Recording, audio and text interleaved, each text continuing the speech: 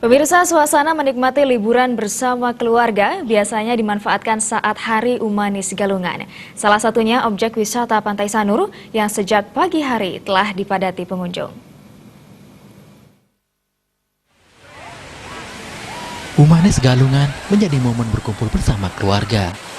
Selain berkumpul, masyarakat juga melaksanakan aktivitas berlibur di sejumlah objek wisata yang ada di Bali.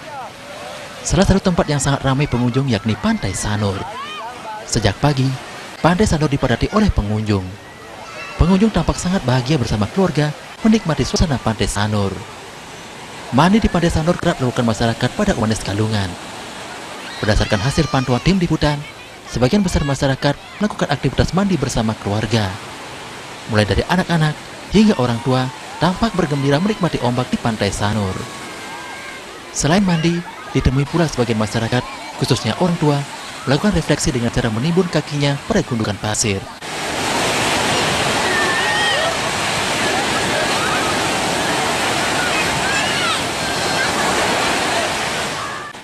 Dari pagi hingga menjelang siang hari, pengunjung masih tetap memadati areal Pantai Sanur. Desa area